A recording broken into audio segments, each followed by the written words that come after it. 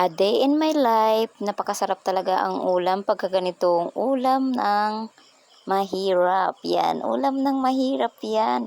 Pero syempre, napakahirap niyan hulihin. Alam nyo ba, buwis buhay yan dahil nasa ilog po yan. Sinisid pa yan ni Mister sa kailalim-ilaliman ng ilog kasama ng kanyang pana at flashlight.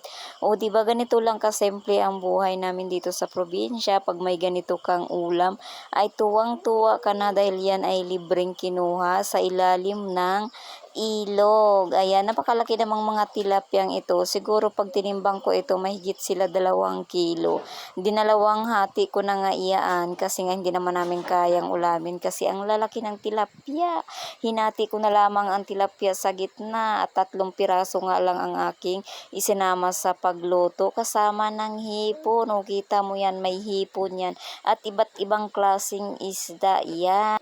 Yan ay likas na yaman ng ilog, kaya naman nakakatuwa talaga pag may ganitong mga holy semester. Iba't ibang klase yan. Gulping hirap din sa akin yung mga ganitong sitwasyon kasi alam mo, may 2 pa akong anak na maliit. Pero syempre, sinikap ko pa rin makapag-edit ng video dahil ang tagal ko nang hindi nakakapag-upload sa video. Kaya ayan, kahit medyo mahirap, sisikapin ko pa rin makapag-upload.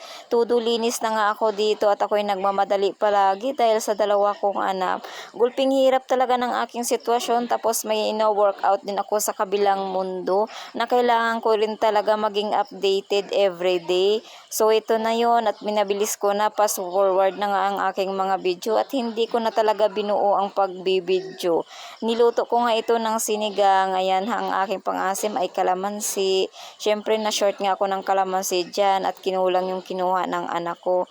Nilagyan ko na rin yan siya ng kangkong at sitaw. Ayan, at luto na nga yan. Fast forward na yan, ganyan lang, parang magic. O diba, sarap na ng aming tanghalian.